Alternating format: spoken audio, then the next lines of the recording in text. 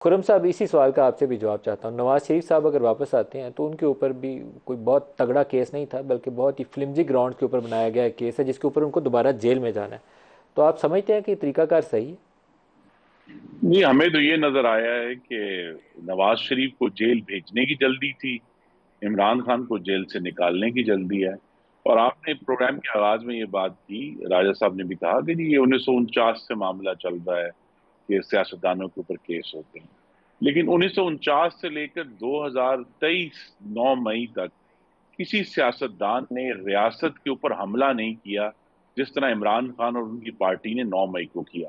तो लिहाजा ये एक नई सिचुएशन है जिसमें एक सियासी जमात जो है उसने उस किस्म के अमल किए जो इससे पहले पाकिस्तान की तारीख में सिर्फ दहशत गर्दों ने किए थे कि रेडियो पाकिस्तान को आग लगा दो, मोटरवे टोल प्लाजा को आग लगा दो, मेट्रो बस को आग लगा दो, स्कूल को आग लगा दो, जना हाउस को आग लगा दो।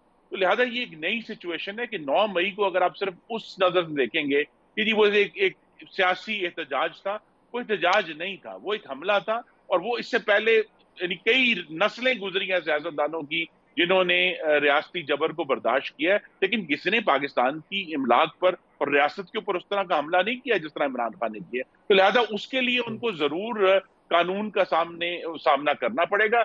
उसके अलावा अदालतों से तो हम ये देख रहे हैं कि अदालत जो है वो मौजूदा जो सिचुएशन है वो वही थी जिसने नवाज शरीफ को जेल भेजने में जल्दी की थी, अब इमरान खान को बाहर निकालने में जल्दी है। लेकिन बहरहाल जो 9 मई के वाकयात हैं उस पर कानून का इतलाक होगा और इमरान खान को उसका जवाब एक देना लाइन में कुछ पड़ेगा कहना कि चाहते उनकी हैं? जमात जस्ट ने वन पूरे लाइन मुल्क में किस तरह कह लीजिए, बैकवक्त प्रोग्राम का वक्त पावर खत्म हो कि गया। जो 9 मई को जो हुआ, बिल्कुल उसकी सजा होनी चाहिए, लेकिन सजा का मतलब ये नहीं है कि आप किसी को सजाए मौत दे दें, आप एक सियासी जमात को ख़त्म कर दें, मुल्क में खला पैदा कर दें। उस दिन गुलगपाड़ा हुआ, हमले हुए, जराइम सरजद हुए, और बिल्कुल चुन चुन के उन लोगों को सजा होनी चाहिए, लेकिन उसको सियासी इंजीनियरिंग का जरिया नहीं बनाना चाहिए। जरिया नहीं बनाना।